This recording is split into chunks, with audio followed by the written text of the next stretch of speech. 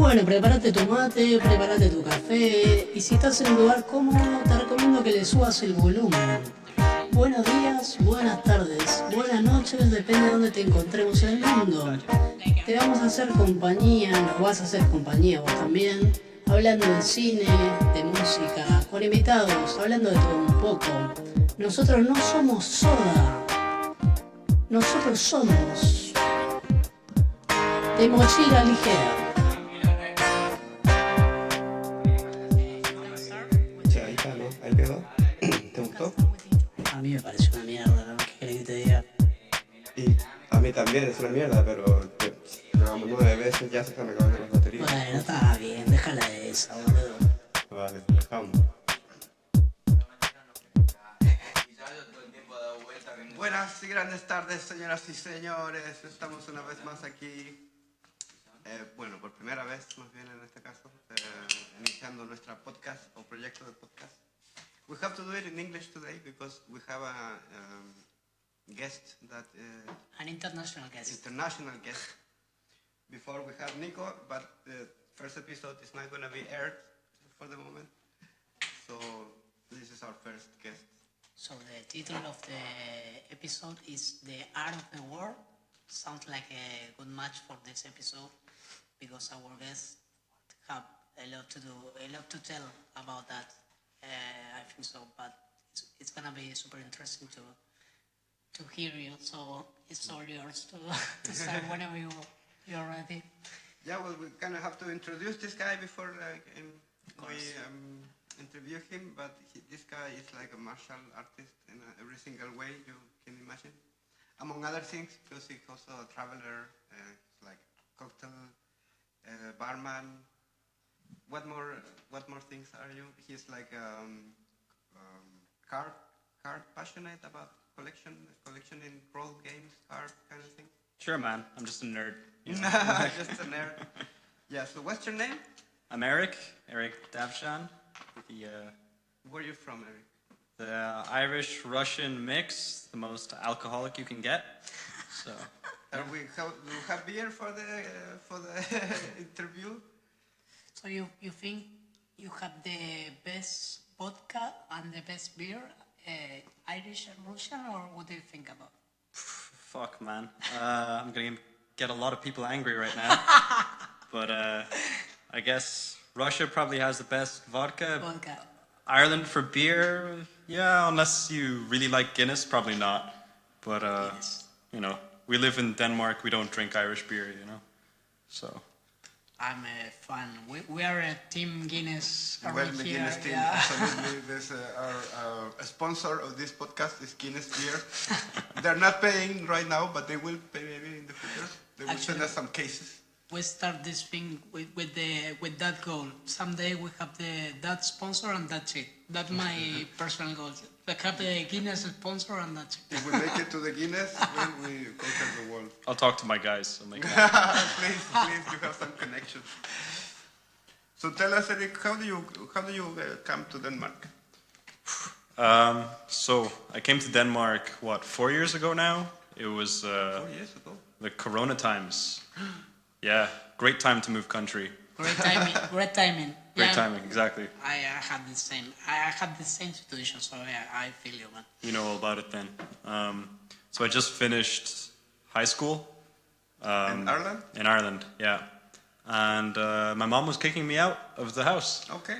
During Corona times in Ireland, where you can't get a job, even not during Corona times.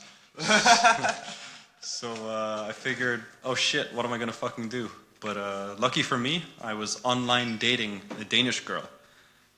So she messaged me and she said, fuck it, move to Denmark. So I bought a ticket and I fucked off. Just like that, nothing. Okay. Yeah. But you have like Irish passport? I have an Irish passport and I have a Russian passport, which is not very useful right now. So. Actually, we have a... Thank God you have an Irish one. Yeah, fuck. I love the story because in this podcast we start building like a DNA questions, and one of them is like a butterfly effect. It's like every one very little thing made you to make a huge decision. like yours, for example. Like one girl made you move to another country, and that's super interesting to me because it's like a really little thing. Or It's the trigger that girl made you. the trigger. Yeah, it's a good trigger. One of the best, in my opinion, or not. Yeah, it was pretty good. It was pretty good. The best. Yeah. The best trigger, yeah. I have an story with the same trigger, but it's not my.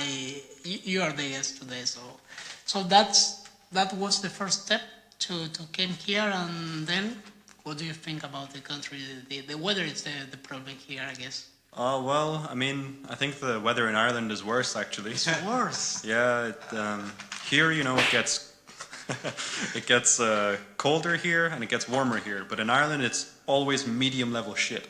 It's just kind of crap all of the time, and it's raining kind of all of the time.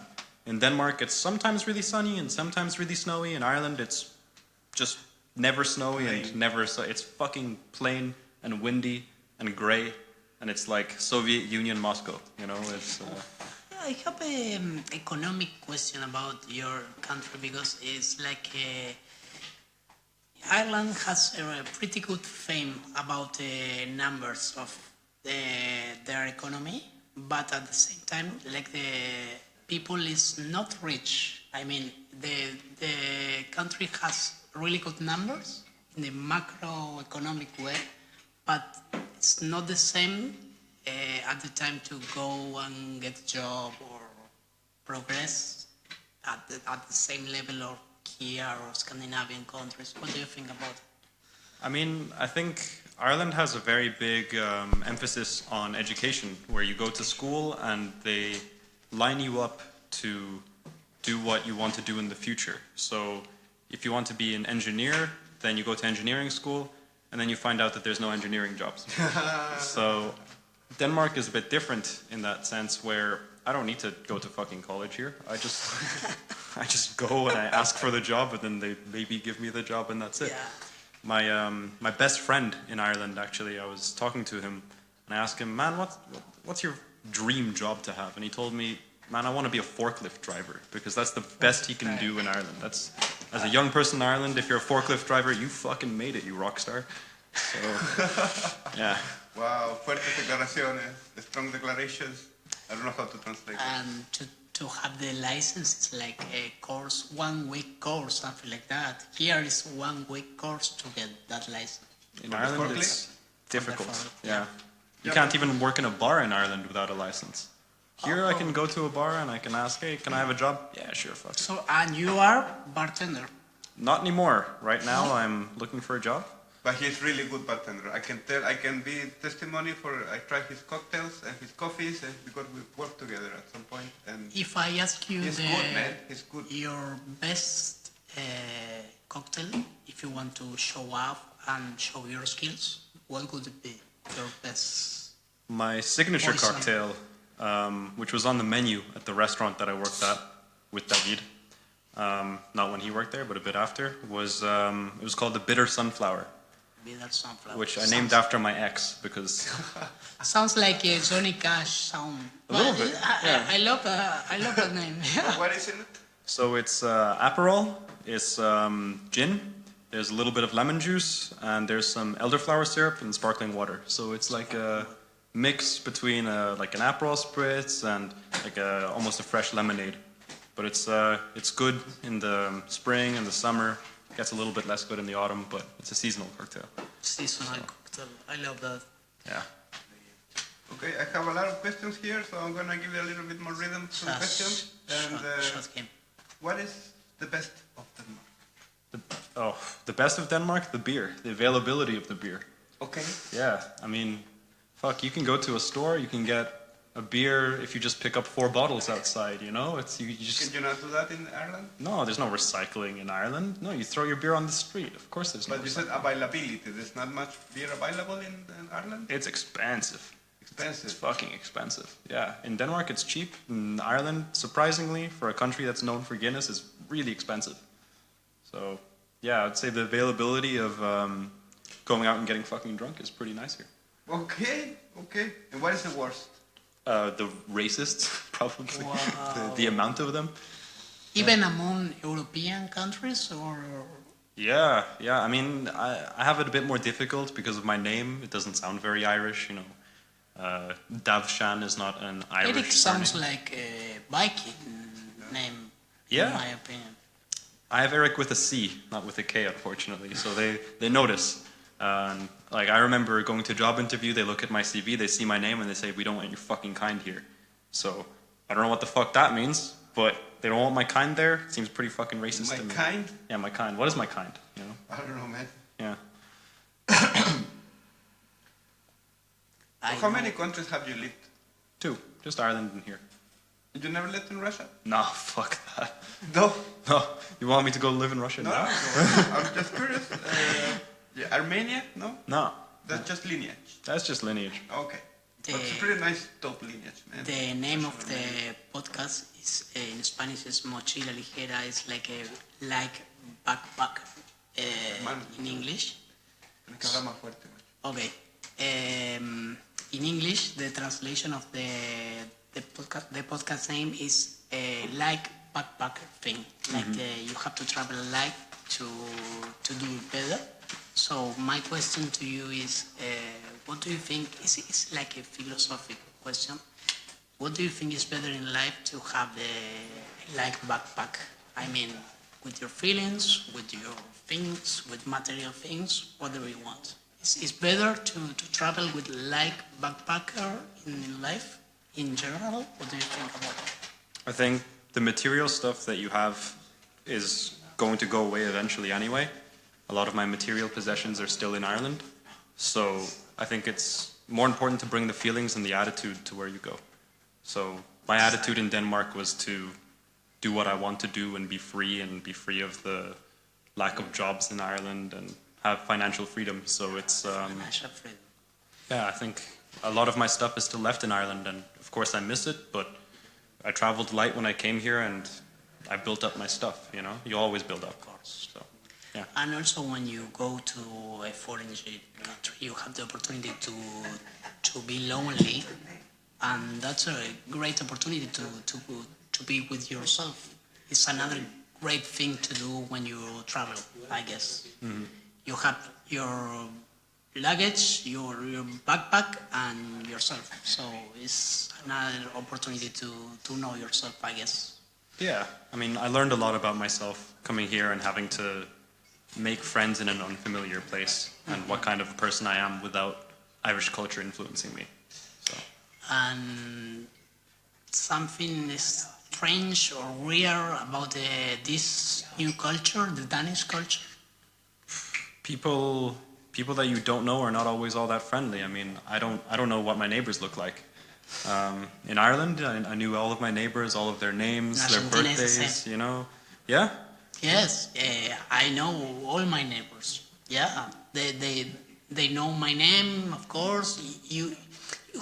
You feeling like at home. I think it's one of the reasons.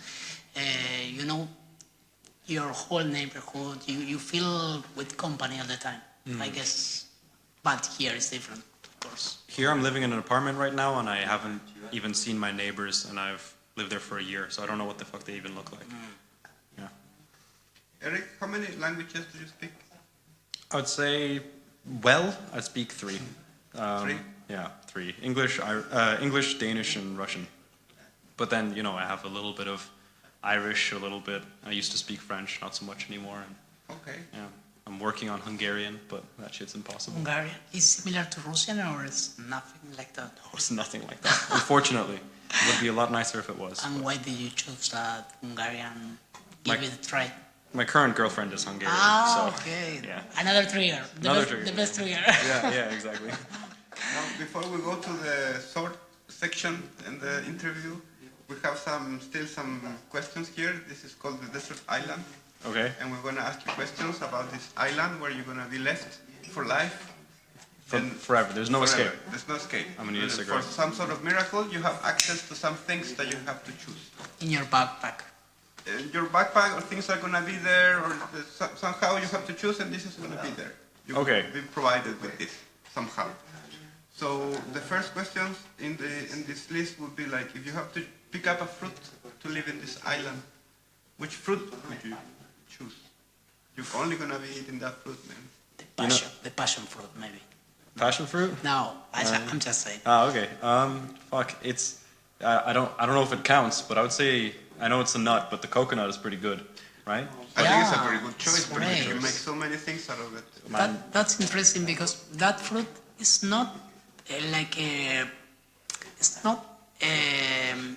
Coconut is great, like a liquor, like a rum, those kind of thing, but not as a fruit itself, I guess. If you try it like just the fruit, it's like, oh, okay, one more, but the flavor is super good. I mean, I think the electrolytes you get from the water, from the coconut water, that is, you know, the flesh of the coconut can sustain you for a little bit, and then also the shell. You can make things from the shell. You know, you can make a bowl, you can make a cup, you can make a fucking bra. I don't know. That's a really good. That's really good reason. There's a documentary on YouTube that's called The Coconut Revolution, and it's about these people of this island that were like subsisting, living only with coconuts, and they made like biodiesel in the coconut shells made out of coconuts for their vehicles, and they made like instruments, and everything they did was coconut based. That was called the Coconut Revolution. But that's just Really good choice. Really good choice. just something to mention over there. But to go on with this list, if you have to choose one meal, you're gonna eat only this meal in this island. What is this gonna be? Shit, I mean, how available is it in the island? You know, like. You can have it 3 times a day if you want it. It will be there for you. But it's only this, either tacos or burritos or stroganoff or something. You know, No, I really want to say something Russian, but it's probably like a really good bowl of ramen, Okay, like ramen noodles. You have I like it. the broth, you know, you have the noodles for the carbohydrates, you know, you have some, in an alternate reality where I'm eating meat and stuff, you have the protein and all this, but, you know, I think ramen has a little bit of everything, so probably ramen. I like ramen a lot, so. I like yours. Thank you. So, salad, you can have it with salad. Fuck yeah, well then I have it with salad. No, but what kind of salad? Oh, what kind of salad? Shit, you mean like the name of a salad or what kind of? Because it's gonna be there every day for the rest of your life. Shit, man, I don't know names of salad. Yeah, but you know what kind of salad? What's your favorite kind of salad? That's the question, basically. Okay, well, you know, I hate to be Russian, of course. Yeah, I mean, I would say the Russian potato salad. Yeah, man. Yeah, that's you know, also one it's of my salad d'olivier. Is rice, potato, and mayonnaise? No. It's How is the Russian salad? so it's everything has to be in little cubes. You have to cut everything in little fucking cubes, which takes forever, but it's okay. So you have potatoes, you have a shitload of mayonnaise, you have some sausage in there, you have some onion, you have some pickle, Carrot. carrots sometimes. Yeah, it depends. Peas and salt, pepper. All right. Yeah. All right. That's the one I. It's a Christmas dish in Argentina. Yeah. Yeah, Russian. Yes, for Christmas you have Russian salad, and we call it Russian salad. Okay. I would have it for New Year's, but I mean also Christmas, I guess. One song. Let's go to the music Ooh. part. You know, one song that never escapes me no matter what my music taste changes to, the Immigrant song from Led Zeppelin. Yeah, I like that song a lot. Album. One album that Yeah. I have to listen to forever? Fuck, that's, yeah, I can't answer that actually. There's too many albums. There's too many that I like, Okay. so. Just regard the albums. Yeah. No albums. No albums. Fuck, I can't make a custom mix, you know. So it's One movie. Kill Bill. Just I like can that. I can imagine the reason, but the audience don't know about it yet, so they will find the reason now of that answer. Yeah, that becomes yeah for sure. I can imagine that. Oh yeah. Okay, in this island you have the chance to be rescued by this cruise ship that is sailing around, and in this cruise ship there is an artist that is gonna come and perform and concert for you. Who is this artist? You can choose. Do they have to be alive? No. Hendrix. Wow. Jimi Hendrix, for sure. Or You have really rock stars kind of answers. yeah, of course. Or Rory Gallagher. But if not Rory Gallagher, then Jimi Hendrix. If you have to take a picture of somebody famous, Somebody famous. it'll be there in the wall in your island. Danny DeVito. All right. Yeah. The yeah. penguin. The penguin. One of the penguin. Yeah, I mean, he's in my favorite TV show, and man, I want to get a tattoo of that guy. What is your favorite TV show? It's Always Sunny in Philadelphia. I will watch. I will watch out. I didn't know that about it. A musical instrument for the island? Guitar, easily. Guitar. Yeah. Easily guitar. Easily guitar. Well, yeah, probably guitar. If not guitar, then like harmonica. Wow. But probably guitar. Nice choice. Not yet, but when I go to the desert island, I'll have time. The harmonica's not going to break, you know. You will have plenty of time to, yeah. Really good dance. Video game? Skyrim. Skyrim. Skyrim. I mean, it's not my favorite video game anymore, but I have a fucking tattoo from Skyrim, so I have to say Skyrim. So, it's a good one. Did you see the anime Samurai X? Samurai. X is like never mind, but it's something with swords as well. It's a really good anime to I can show you later. Sure, yeah. Now that we're going into the swords direction, we get into the martial arts section. And we have to ask this guy because of his background. How did you start practicing martial arts? So, my dad was a martial artist, actually. And he just kind of did martial arts at home when I was a kid. And my brother was also interested. I have an older brother, half-brother rather. And I just saw my dad doing it, and I really wanted to do it.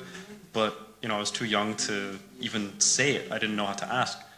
But luckily for me, and it circles back to a previous question, the first movie I've ever seen in my life that I remember was Kill Bill when I was 4, which is not a good movie to show a 4-year-old, I think, but it was the first one I watched, and I thought, fuck, that's so cool, you know, with the swords and the, you know, the kung fu, and so, yeah, I saw that, and I was like, I have to, and yeah, I just asked my dad to teach me, and he taught me. How long have you been training? Well, I started when I was 4. Now I'm 23, but I stopped actively training martial arts when I was around 19, and now I'm doing historical European martial arts, which is with swords. How many martial arts do you know? That's a very difficult question, because what is no, right? How many have you practiced? Maybe 12? 12, 13? Something like that? Okay, what is your 3 most proficient? Well, I would say you can't really call boxing a martial art, I guess. I think you can throw it in the pile. Yeah? Okay. Well, then judo, for sure. Judo is my number 1, I think, along with boxing. And then other than that is kung fu. Yeah. It was my first one, kung fu. So. Do you know sambo or anything like that? I learned sambo. I learned a lot of sambo, but I can't say that it's my most proficient. But I really liked sambo. It was Sambo is nasty. Sambo's fucked up. Yeah, sambo will mess you up. Yeah, I learned it from an ex-Russian mafia guy. Now you also train with weapons. Now I train with a lot of weapons. Yes. How many weapons have you have trained with? Like in total, let me think. Between 7 and 10 different weapons. How many do you own? Any of these weapons? I do. So, for example, the nunchucks was my first one. I own nunchucks. I have some practice nunchucks. Oh, okay. Nice. This is only for practice. Yeah, but I mean, you have to start somewhere before you hit your balls, right? Yeah. So, we actually have some of your toys here. So, Herman, would you like to show us some of the amazing, beautiful... Here is my favorite, this baby, but you have to explain. Show it to the camera. This baby, what is this called? Raphael turtle weapon. This is called a sai. So this was historically used by the Japanese. It originated from Okinawa. This is from Okinawa? The sai, yeah, they come from Okinawa. Yes. Fuck, I love Okinawa, man. Hattori Hanzo is from Okinawa. Oh, yeah. And also Mr. Miyagi, I guess. There's Miyagi as well, yeah, true. So these were used as kind of policing weapons in feudal Japan because they're, contrary to popular belief, not sharp on the sides. They're like batons that you can catch swords with. So you usually use 2 at the same time. And yeah, they're pretty nice. This is to fight against swords, right? This is against swords. This is to like hit people, to break bones, kind of, you know. So not always swords, sometimes civilians. Can you pass another one? Whatever.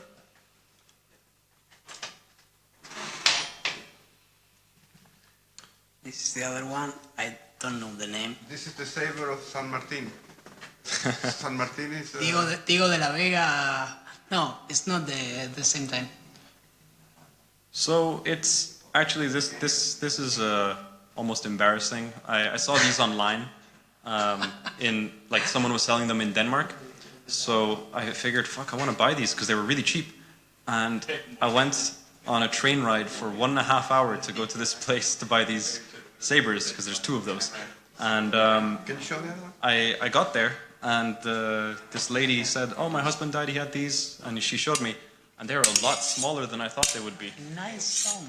That was a very nice sound.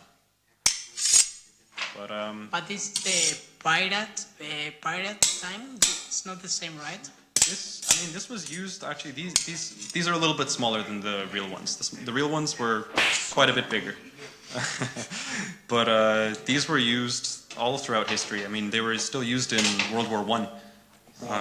This was used in World War I, and this was used in the independence wars in America. So this is being around for a long time. The Mel Gibson movie, the Patriot movie. You remember that? I think I was probably drunk when I saw it. So yeah, sabers are Can interesting. you bring the big baby over there? Or shall we show the musketeer first? Or leave that for the end? I think Big Baby is probably the last one, right? Yeah. Pass me the musketeer first. El mosquetero. El mosquetero. He's pointing up. Al lado de tu vaso, guacho. Eso. So what is this, my friend? Why is this so different to the other ones? What's going on here? So this is a small sword. It was used by nobility. It was kind of the evolution of the rapier. And what's a rapier? A rapier is like almost a conquistador sword, but it was more of a dueling weapon. Similar to that one that we just shown? A little bit, yeah, but it's like a pointy weapon. You stab more than you cut. And these ones were the evolution. Stab more than you cut. Exactly. So you didn't want to carry a really big sword with you when you were a noble, because, I mean, it was going to get in the way of your clothes and all this. When you got a really fancy one of these with gold and jewels on it, it was a status symbol.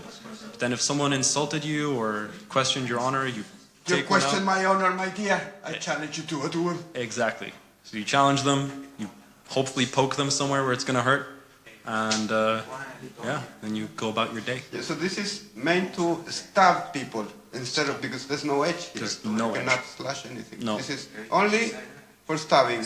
You cannot be cut out of this. I mean, I can say with experience, if someone still hits you in the hand with it, it hurts like a bitch. But, yeah. It's not the main function. It's not the main function. No. I think it's amazing the fact that the cutting skills of this weapon have been taken away in order to favor the stabbing. Stabbing is just more efficient. Yeah, It's a smaller you want to movement. stab, not slash. Yeah, Right? exactly. Fucking hell, man. Now we show the... We reach to the big one. So only nobles would use that kind of weapon, right? Yeah, only nobles. In a real... It went down. Después lo editamos. You want to unsheath it or will I? Do it. You do it. So this one... Careful with that. Opa.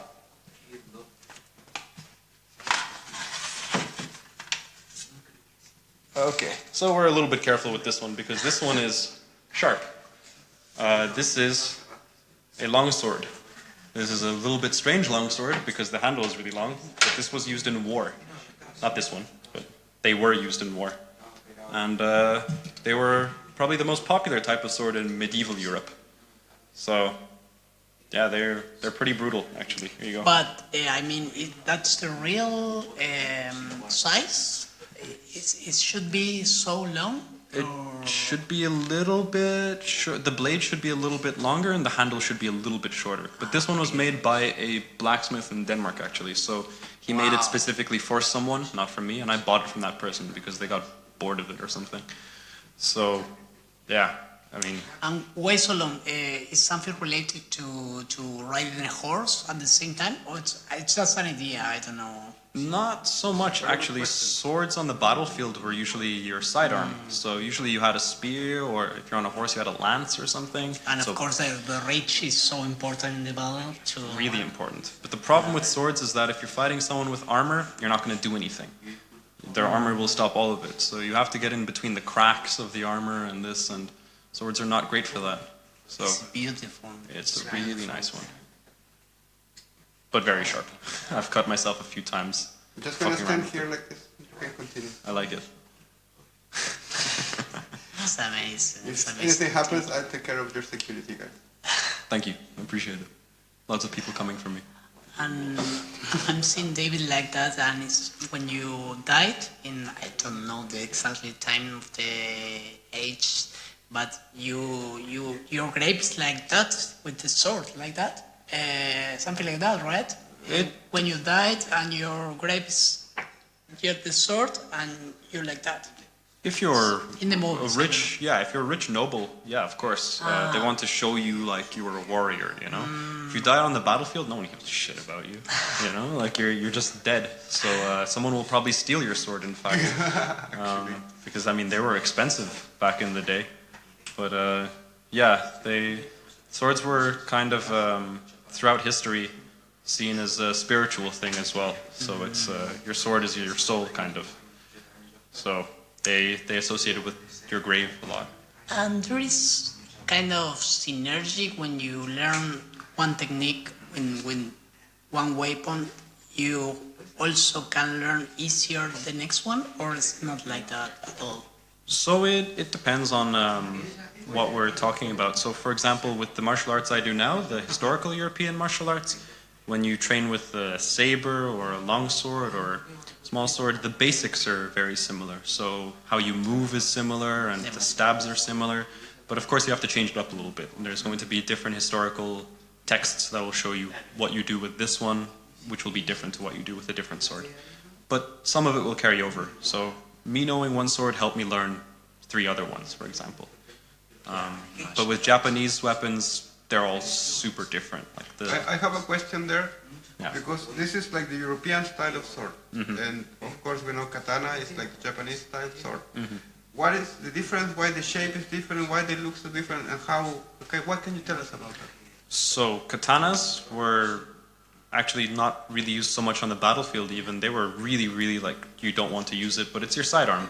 You would have a way longer spear or, you know, a bow or something, but the armor in Japan was not super high quality. You had bamboo armor or leather or something, right? You didn't have so much metal on your body. So it wasn't so important that your sword was really big and you had to make it really high quality. You just had to be able to cut someone. So katanas were made with generally pretty low grade metal, pretty garbage material actually, which is why you hear so much that they were folded 1,000 times. It's to take all the impurities out. Whereas medieval swords from Europe, they were, you know, you're fighting people with armor. You need the good quality stuff. So luckily, geographically, Europe had the better steel. So you made swords like this where you know other people are going to have high quality swords. So you have a guard that will protect your hands better. And I mean, it's just also a matter of style. In Japan, they came up with their guard the way that they did. And the Europeans thought of a different way to do it. And why the shape? The shape being like this. Well, rather in the katana being curved. So the katana is curved because it's treated, the heat treating is different. When they make a katana, they put clay on the back of the blade. So when they put it into the water to quench it, one part of the blade stays hard and the other part, it's like the hot metal sees the cold water and it's going to contract. So that makes an automatic curve by accident. So, but that was good actually because a curved blade is better at slicing and cutting. Katana is not as good at stabbing as a straight weapon, but this is a straight, so it's better at stabbing and getting in between the pieces of the armor and stuff. Oh my god! Oh my god! Man, I'm blown away every time you talk about That was my next question. What is the advantage of the being curved? But you already answered that. Yeah. Yeah. That's great. I love that. What is your favorite weapon? I mean, right now I'm really partial to the rapier. I don't have one with me right now here, unfortunately. But what would be a rapier? If you can explain a little bit. So rapier was like the small sword that was shown earlier. It's a bit longer. It's sharp on the side, so you can cut with it, but it's still focused on stabbing. It has a cross guard, so like a cross. Like a cross, exactly. And that was more of a dueling weapon, so it was used in Italy and Spain most of the time. With very, very different styles and different masters writing completely different manuals on how to use them.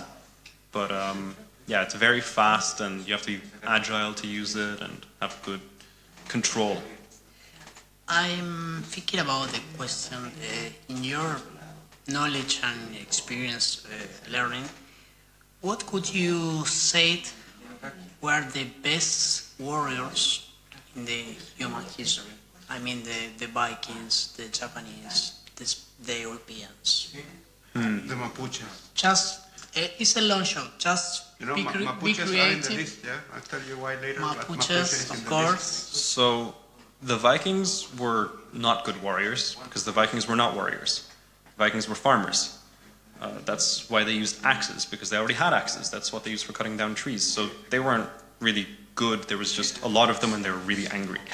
The Japanese, I don't think they were very good either if you put them against medieval warriors. I think the medieval ones were better, but I'd say the best warriors that there were, for me, would be the Mongolians, actually. Mongolians. Such a huge empire, of course. Exactly. One of the huge ones. What's their base? They were archery masters. I mean, they were doing archery on horseback, and I mean, they were doing drive-by shootings before it was cool. So they would ride past you with the horse, put an arrow in your head, and then you're done. You know, there's no fight there. They just win. So what can you do? Your sword is not going to do shit against the bow and arrow. Yeah, you know. Cannot fight that. So yeah, I'd say the Mongolians. I mean, their empire was just so great. Other than that, I mean, I really liked the Spartans, but you know, from Greece. The Spartans. But they were cool, but you know, they were more ferocious than they were. And also their strategies, maybe. Exactly. They were created in that way. Yes. So I mean, in history, there was a lot of overlap in strategies, like the shield wall in the Vikings, and the Spartans had the turtle formation, where they had the same as a shield wall, but they had also on top to protect against like arrows. In the movie. Like in the movies, exactly. So the Spartans were pretty fucking cool, I'd say. But yeah, for me, those were probably the better warriors. If we're talking without guns, you know? I mean, with guns, then American military is probably the best. So. And also, I was remember one thing. I know it's another conversation because it's long to debate, but there is in Irish or British Islands Viking influence? Yeah, there was a lot actually. There's even where I lived in Ireland, there was Viking settlements, and in England, I believe there's still one small town where they speak Danish because the Vikings raided so long ago. So yeah, there was. I mean, even in the Irish Gaelic language, there's some words that are the same as in Danish right now. That's right. So can you speak Gaelic? I can speak a little bit. Can you say a few words? Gaelic. Well, first of all, it's Gaelga. Gaelga. Gaelga, yeah. So that's the Irish for Gaelic. Gaelic is actually Gaelic, and that's Scottish. But for example, I know the basics. I had to learn it in school. In Ireland, it's mandatory to learn it in school. So I can say. Amazing. I can say Diagwit Erik is anam dum, for example, which is hello, my name is Erik. Dum? What means dum? Dum is me. So Diagwit is like God's welcome, which is hello. Die? Dia is God. Dios is a God in Spanish. Die. Similar, yeah. And then Erik is anam dum is Erik is name mine, kind of. So yeah. So there's a lot of. I mean, no one really speaks Irish in Ireland anymore, but. There is a great movie, $1 Million Baby with Clint Eastwood, the boxing movie, and Clint Eastwood character loved to learn Gaelic. Yeah. And is this when he was training a girl to be a boxer? Exactly. I saw that one. So nice movie. Yeah, but we're going out of subject. I'd like to stay on subject. At least this is the short section of the interview. So I have to go back to the answer. How many sword fighting styles are there? Whew, there's too many to count. It depends on the sword. Can you say Spanish and French are styles? Those I would not say are styles. It's more the people that develop the styles. So, for example, for rapier, I do a style called Fabrice. Fabrice was... That sounds Italian. It does, actually, but no, it was an Italian guy, Salvatore Fabrice, and he wrote the manuscript that I study to learn my style. Oh wow. But, what year? Fuck, I don't know. A long time ago. 1400s, I think. Something like that.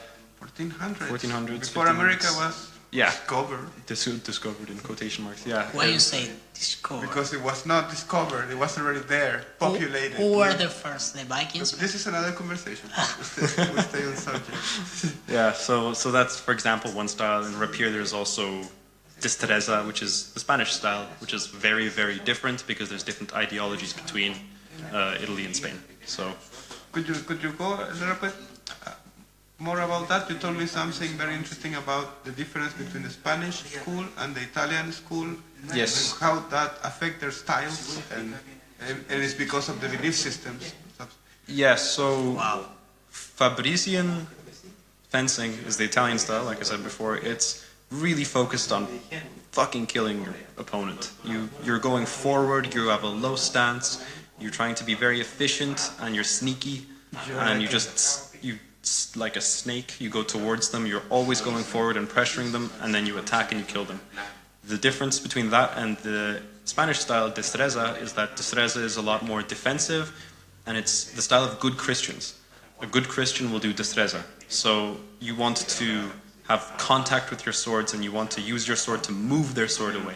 And you get closer and closer to them, and you keep moving closer and closer and moving their sword away until you can put your other hand onto their hand or onto their sword and pull it away from them, or put it somewhere where they can't attack you, and you put your sword in front of their face and you don't kill them, because a good Christian doesn't kill, which is ironic because of what the Spanish people did to America. But, you know, that was just the Spanish style, I guess. So, yeah, I've learned both styles, and I don't like the destreza too much because you don't get to stab people as much.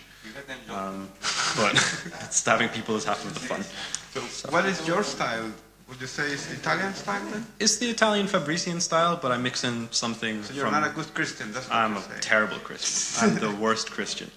And I was thinking, like the resistance or the stamina that you need to hold a battle, you need more energy to the Spanish style because you need more time to disarm the opponent, or you would say it's the same because one is more aggressive and it defends one. I was thinking maybe you need more time and more energy, or it's not like that. Well, I would say actually the Italian style, the Fabrician that I do, is the one that uses the most energy from any style because of the stance, which, I mean, if I could show you the stance, you'd understand probably.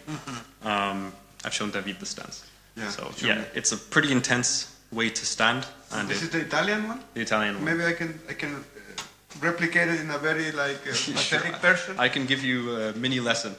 Something like this, you showed me? Forward, and your head has to be more forward, and your back is like, yeah, it's like this kind of, it's... I'm already tired. I'm just watching and... But when he did this in front of me with the sword, it looked like he was gonna jump, like in a fraction of a second and fucking kill me like this.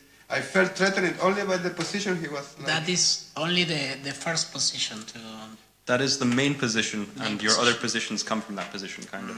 The Spanish style, when you're holding your sword, it's very... You're standing up, and your sword is in front of you, and maybe your back is more straight, but, you know, and you're you're more relaxed, you know? You don't have to use so much energy to move their sword. The Spanish style, you're trying to use less energy to get closer to them, to not kill them, kind of. Italian style is use all of your energy immediately and fucking kill them, and just get it over with.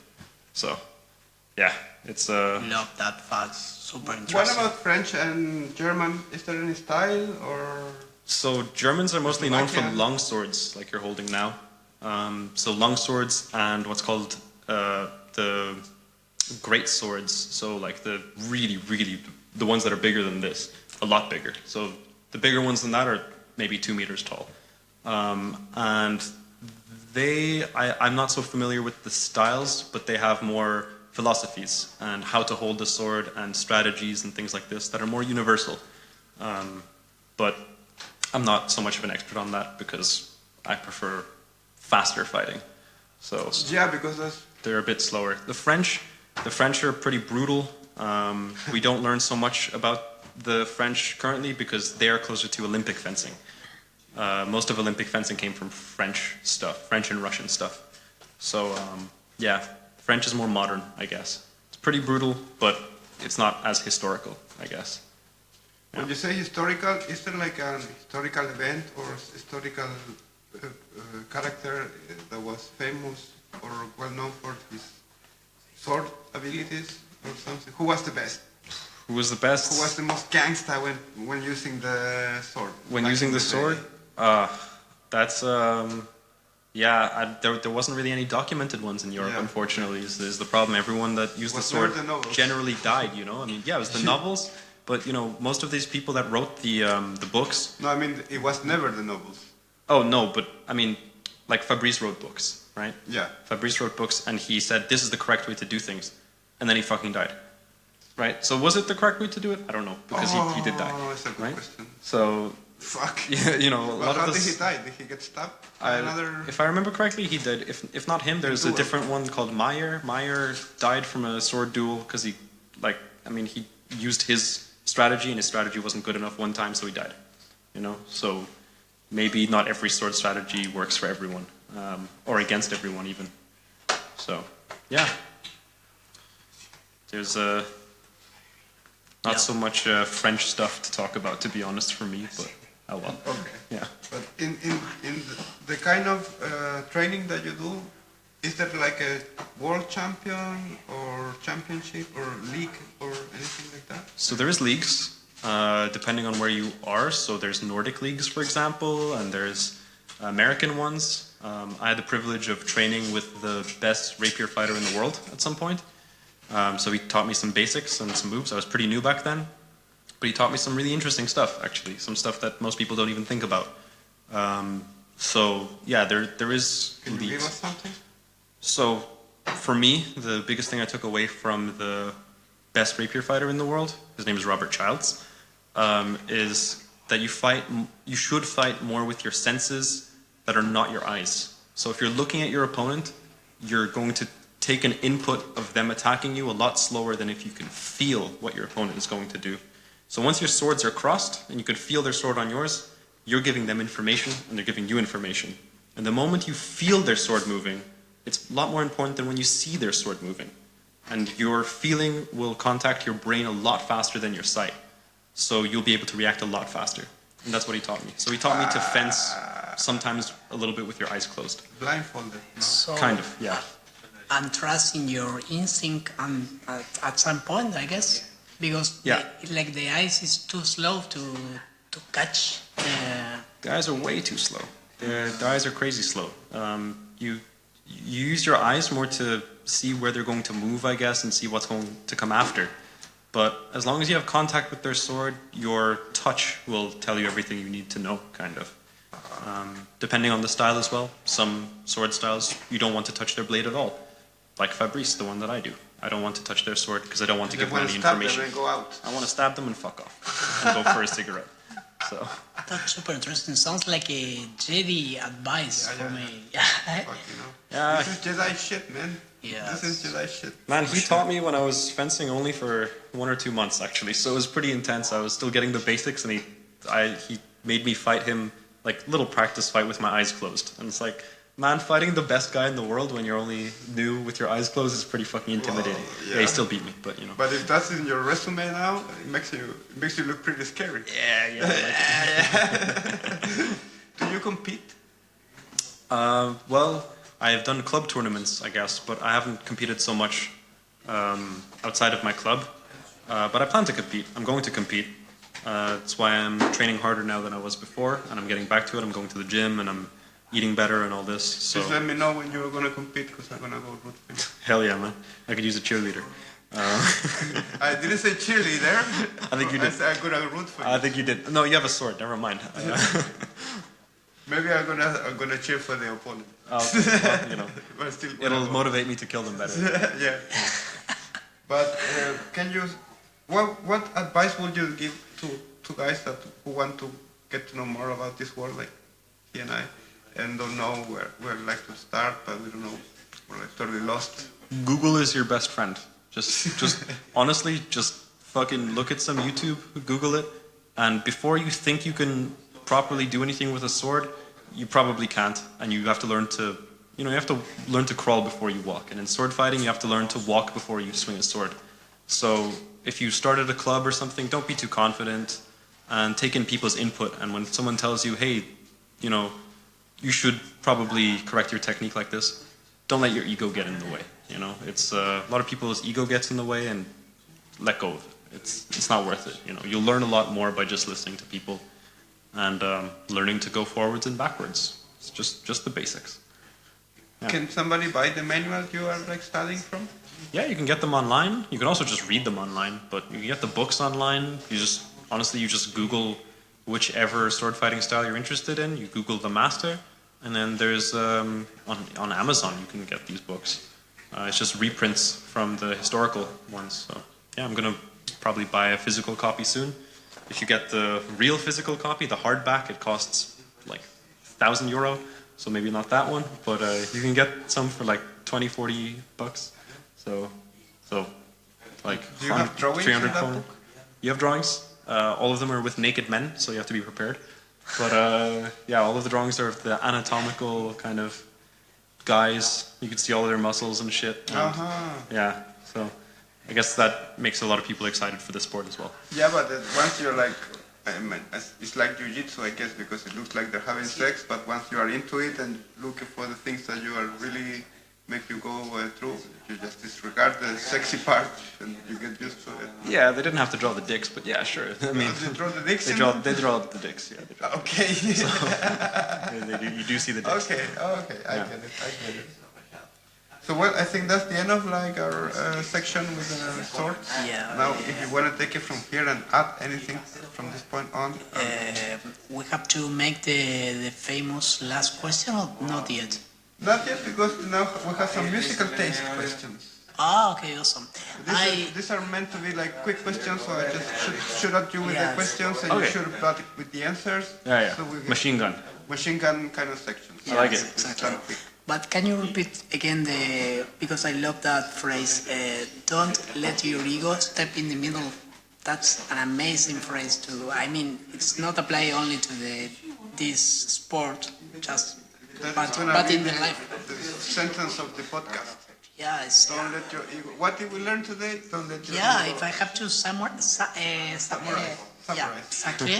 It's that phrase. Really good one. I will steal that phrase. Absolutely. We're gonna write it down and we're gonna make it look prominent. Yeah, man. Thank you, Erik. Let's go to the musical taste. Musical Okay. taste. Can you play any music? Yep. Yes. What instruments do you play? Mostly the guitar. The guitar. Yeah. Is it your favorite instrument, the guitar? It's my favorite that I've tried. Okay. Is there any other favorite that you haven't tried? There's a favorite that I haven't tried, which is historical again. Sorry, this is going to be a longer answer. It's called a hurdy-gurdy. I know the hurdy-gurdy. You know the It's hurdy-gurdy? amazing. I want a It's hurdy-gurdy. I want a hurdy-gurdy Yeah, I too, want but a an electric one. I want Yeah, an electric one. they're just so expensive. Man. Gurdy-gurdy. For all of our listeners at home, that was a war cry.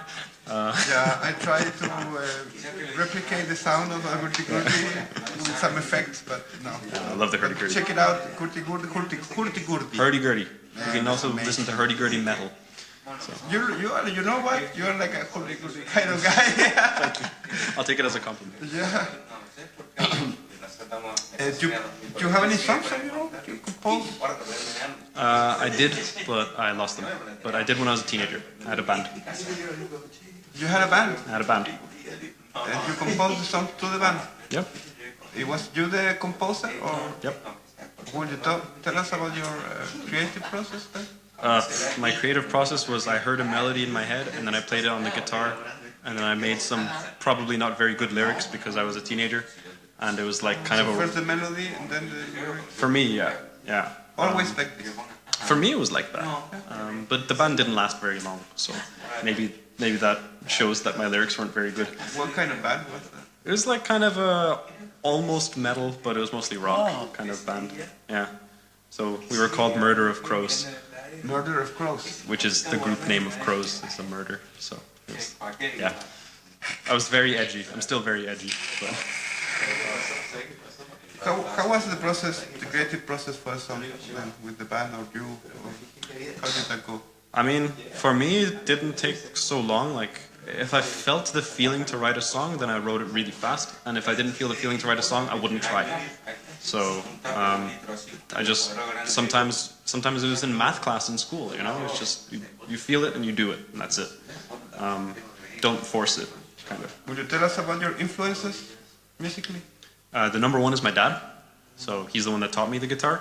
Other than him, I mean, like the classic, I mean, Led Zeppelin, Hendrix, Deep Purple, T-Rex. They were my biggest, yeah, I guess I am. Yeah, they were my biggest influences. Nirvana as well as less old school, but still technically now, I guess. Yeah, now it is. Yeah. A little bit Linkin Park, but not so much. Oh, man. Yeah. Thank you.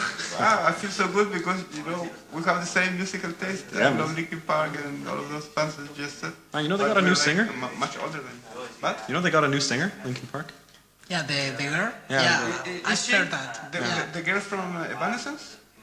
I don't know if she's from Evanescence. She looks like she's from Evanescence, but yeah. Because I heard this rumor and she was saying, man, I would love to be. If they contact me, please guys, contact me. Apparently they did. I think it's her, but yeah. I mean, if she, I'm gonna go, man. I'm gonna go.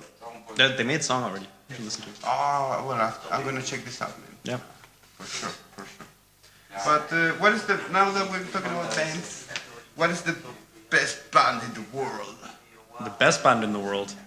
Punk in the world. Californian, in my opinion. Californian punk. Punk? Bank? Band. Ah! Oh, okay. The Bank of the United States of America. I don't know, but I'm sure it's British. Probably. Likely. I mean, British. To you, maybe, but you know, everybody's different. Maybe a Russian band. No, man, I'm gonna say Zeppelin. Like, Zeppelin? Yeah, Okay. For me, it's Zeppelin. Like, I can't not say Zeppelin. You can elaborate about that just a little bit? I mean, Zeppelin is what I used to play when I was a musician, when I was busking on the streets and stuff. I was playing a lot of Zeppelin. My dad was playing Zeppelin. I played Zeppelin when I played concerts. So yeah, I mean, Zeppelin always had a place in me, no matter what my music taste was like. When I was listening to rap or pop or whatever the fuck, when I was growing up, always Zeppelin was there. So yeah, I was listening to Zeppelin when I was in the stroller as a baby. My dad put headphones on me, and I was listening to Zeppelin and I think Marilyn Manson and shit as well, but mostly Zeppelin. So yeah. You know, my first concert was Led Zeppelin. Oh man, fuck you. I'm not old enough for that. No, but it was not Led Zeppelin. It was only Plant and Jimmy Page. They had a band. It was called No Quarters. Oh, and nice. they played with the symphonic from Iran, and they make a clash together and they tour the world. I went to that concert. It was amazing. It was amazing. But it was not John Bonham was not there, and the other two guys they were not there. But I wish I could. it was Led Zeppelin, at least half of it. Yeah. When my dad took me there, my first concert. Sounds like a good memory. Yeah. Awesome. So, what is the best song in the world? The best song in the world. In this moment, because that changes every time. It changes as in Like, right now. like what my favorite song is right now. Yeah, you have to go to this island and take the song. Which song is that gonna be? If I'm going to the island that I'm taking a song, then it's the Immigrant Song. Yeah, we already asked this question. Yeah. Because it has to be revisited. If it's just my favorite song now, it's very different. But you know, Sometimes we play a game among here with the guys. You have to musicalize a moment of your life when you feel heartbroken. That's coming. It's coming. That's coming next? Okay. That's coming. I have a few question marks here, and we'll Okay. go to that Okay. section. So the best feminine voice. the best feminine voice. And masculine. Oh. It's almost embarrassing. I can't remember her name. The one from the Cranberries. I don't know her name. I don't know who she You know what I mean? Yeah. I know the band, but I don't remember the girl. Yeah. So her, and then masculine voice. Play me. Fuck. There's. I'm gonna put one out there that's probably not so well known. There's a band called Wardruna. The main singer from that, I really like his voice. Okay, we definitely need to check it out. Yeah, it's Viking music. Wardruna. Wardruna. From Viking. Sweden? Norway. No way. Norway. No way. No way. And that's masculine. And the best guitar? Plant. Hendrix. Sorry, not Plant. no. Page. Sorry, no. Sorry. Page or I thought you were gonna ask singing again. No, Hendrix, for sure. Or Rory Gallagher again. Bass? Bass. My dad. No, it was. Yeah, he played bass as well. Man, I saw a video of your dad playing the entire solo of Travel to Heaven. Yeah, he was good. No, but I really liked his bass playing in particular because he had a really cool bass as well. So he had I have it in Ireland. It's a fretless bass.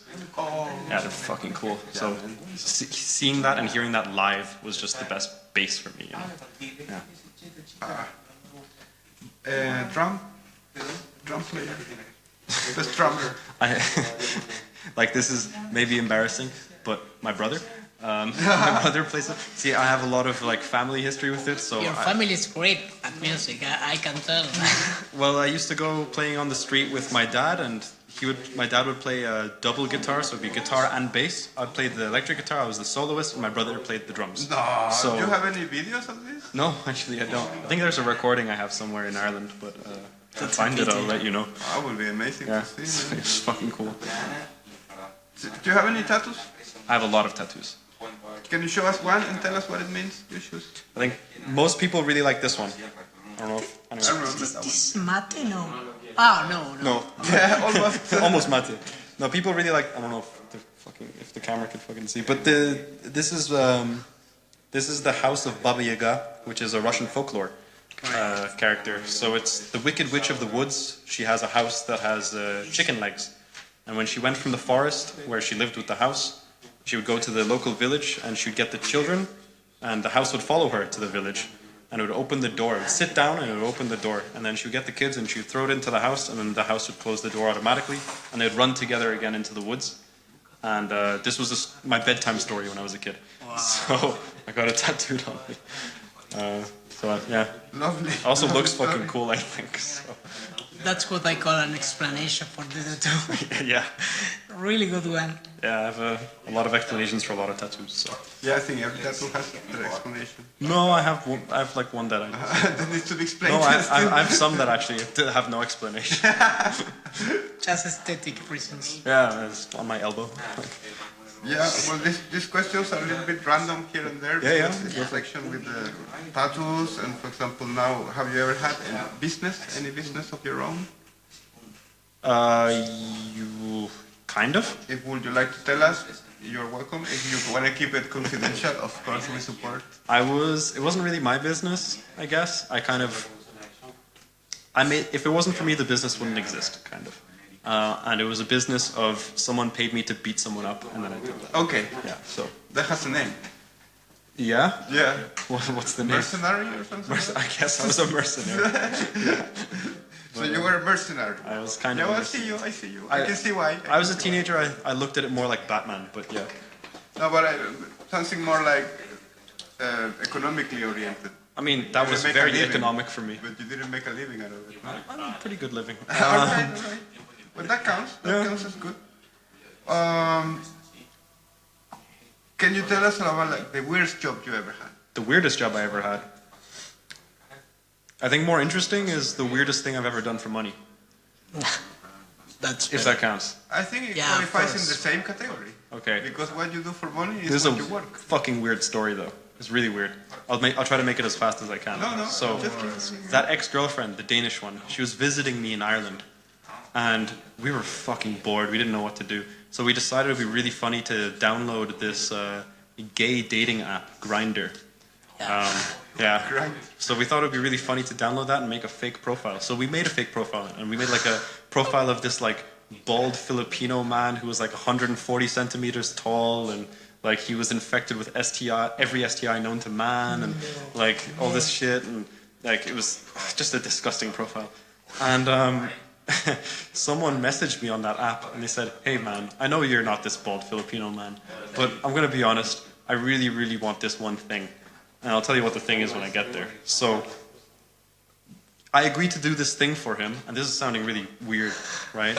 So I remember I'm skateboarding to this place because I was really good at, I was like really into skateboarding back then. I was skateboarding, and I get to this place where it's like kind of under a bridge. And I see this guy, and he's standing there, and he's like, "Hey, are you the guy?" I'm like, "Yeah, that's me." He's like, "Okay." And he was like, "Are you ready?" I was like, "Yeah, I'm ready." So what he does is that he... But you didn't know what he was up to? No, I knew what he was up to. I'm just saving it for the story. Okay. So he says, like, "Are you ready?" I said, "Yeah, I'm ready." And I was like 16, right? So so he says, "Are you ready?" I say, "I'm ready." So he's like, "Okay." And then he puts his legs kind of apart a little bit. He says, "Okay, do it." And I just, like, he paid me to do this. And I've done a lot of martial arts, as we said before. I kicked him in the balls as fucking hard as I could. As fucking hard as I could. And he went to the ground holding his balls. He goes, "Ah, fuck." And he, like, while he was on the ground, he took out 50 euros from his pocket and put it in front. And he said, "Thank you." And I took the 50 euros, and that was, yeah, probably the easiest energy drinks I ever bought in my life. So, yeah, I got paid to kick a guy in the balls. I really wish, to be honest, like, at the time, I was like, fuck, that was really strange. But now, as an adult, I mean, it would be pretty cool to pay your rent, like, so easily. If I got to kick someone in the balls and I get, like, 350 kroner for it, you know, that's kind of a lot. Did you get to know what was his motivation for this? He was just a weird guy. He was a really weird guy. No, kind of sadomasochistic There thing, has to be I an guess. explanation. I mean, did you not just do that? I mean, probably lost some bet somewhere. No, I think he was just a fucking masochist. We're gonna ask the same question to all interviewers here, and you have the first place. I think it's gonna be yours forever with this answer. I mean, Do you have any hobbies? Yeah, I do sword fighting. I don't know if I told you about that. No, we tell you like Okay. we see you as like a professional sword fighter. Oh, I'm not professional, no. Other than sword fighting, you have any hobbies or interests? I play a card game, which is really nerdy. It's called Magic the Gathering. It's pretty old, but yeah, I do that. I play a lot of video games. And I'm a coffee nerd, and I like drinking a lot. pretty good hobbies. Yeah, thank you. Yeah. There's probably some others, but I'm forgetting them. If you have to choose like a superpower, which one would it be? I have mine, but you first. To rewind time? The what? Rewind time? Rewind time. Yeah, I think that's... Traveling to time is better, I guess. Well, yeah, I mean, how strong can the superpower be? You know, if I said like, oh, my superpower I want is to be invisible. Like that's cool, but like you can't really do that much shit with that. If you could rewind time, you could do anything. I think the worst idea and superpower is gonna be like reading minds. It's a bad idea because it's like You don't want to know. yeah, exactly. You're gonna get depressed. What if you can't turn it off? You know? That's better. Yeah. That's better. Yeah. What is your favorite famous person? My favorite famous person. Favorite celebrity? Again, I'll have to say Danny DeVito. All right. Yeah. That's pretty cool. Good one. Cool guy. Which animal would you like to be able to convert to? To be compared to. Convert to.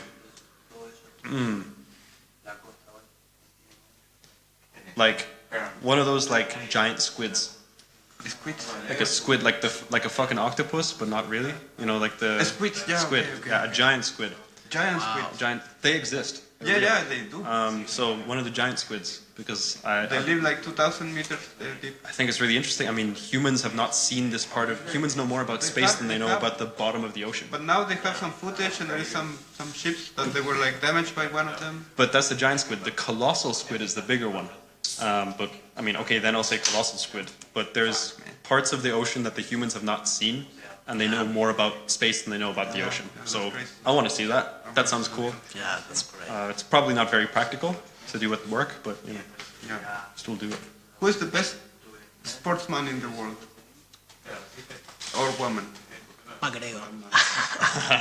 I don't know. He's great though. He's great. Does he have to be McGregor is alive? great. No. I mean, Bruce Lee or Muhammad Ali. Yeah, but Bruce Lee is no champion of nothing, no? What is his championships? He has no. Okay, maybe he's not a sportsman, but then Muhammad Ali. No, I'm on board the Bruce Lee train. As I'm in, on board. I love Bruce Lee. I mean, he motivated me a lot through martial arts. So Bruce Lee, but if not Bruce Lee, then Muhammad Ali, or another big like influence I had would be Mike Tyson. Even though he was kind of a piece of shit human being at some point. Mike? Yeah, he did some questionable Yeah, stuff. but nobody's perfect. David, Yeah. He was maybe young and not reckless. all the question we have to make Yeah. So we have teams, and you have to choose team. Sure. So you have Street Fighter or Mortal Kombat. Mortal Kombat. Ryu or Ken. Ken. And Electronic or rock. Sorry, I have to add something. And what do you think? Who is stronger between Ryu and Ken? Just take a guess. I mean, I would say Ryu, but I think Ken is just cooler. So. That's a perfect answer. Yeah, it's perfect answer. Go on. Go on. Samuray or ninja. Samuray. Beatles or Rollings. Like Beatles or Rolling Stones? Yeah. Yes. Rolling Stones. Romance or Vikings. Vikings. Barca or Madrid. I don't give a shit. Pizza or empanada. Pizza. Sorry. I've never had You an don't have to empanada, say so I don't know. Now we have a section of the music songs. Now I give you a situation and you have to put songs to the situation. Okay. Your first love. What was my first love? We want to hear the song for that. Yes. Uh-huh. Shit. You're not too much romantic, so let's skip to the next. Yeah, okay. Yeah. You are on the highway. You're listening to a song. You're driving. Oh, Song is playing. Ratata by Royal Republic. Wow. When you're feeling sad and crying because of your broken heart. Can You Feel My Heart by Bring Me the Horizon. I learned to play it on piano. I was really sad once. For training, For training, The Search by NF. the best slow song for dancing tied to your girlfriend. Anything by Arctic Monkeys. Man, you have some answers. The song for triumph. Song for Triumph? Yeah. The Rocky theme. And that's First thing that comes to my head. and that's it for training. Also, Now we have the final 4 or 5 questions. Yeah? Do you believe in faith, No. destiny? No. No. Who are you? I am everything, and no one as well. wow. And a smoker. Boom! You're the best answering things. You're the best. That's amazing. What do you want? Right now? Or in general? Or both? You answer. What do you want? You have to answer. What do you want? A sword and financial freedom. But I think that's the same thing. So. Wow. I think How is the perfect ideal world for you? The perfect world according to Erik. Controversial. Everyone's a vegan. So that's a start. Oh, really? Yeah, no war. a lot of swords, but not for war. Not for war, just for fun. No hyper rich people. No Bistro Verde, which is where I used to work with David. And yeah, no diseases, especially no like STIs. So yeah, fuck AIDS. That shit sucks. The last question. Yeah. We die, and what happens? For me, when you die, you go back to before you were born. So whatever that is, lack of consciousness, darkness, you don't know what it is, right? So whatever feeling you had before you were born, I think that's what happens when you die. So So don't know if it's heaven, don't know if it's hell, don't know if it's limbo or nothing. But There is like a theory, or there is something like said, like when you see the light, the famous light is the hospital light, because you are born again. yeah, I just don't. Well, I mean, I don't personally believe in reincarnation is a thing, but you didn't see the hospital light because when you were born, your eyes are closed. Yeah. You know, like, I give you that. so yeah. Yeah, well, man, that's it's amazing to have you, man. It was a overseas fantastic trip. expectation. It was I want to fantastic. thank you for this, and Thank you, guys. maybe probably like to have you again in the future. If Sure. This, If do the stories better. are not boring, yeah. Yes, of course. Thank you for this moment and for your phrase, because I will steal you the phrase. Don't get your ego step in the way. in the middle or get in the way. Thank you for this moment. Thank you, man. Man, it's been Thank a you. real pleasure, It was man. a pleasure.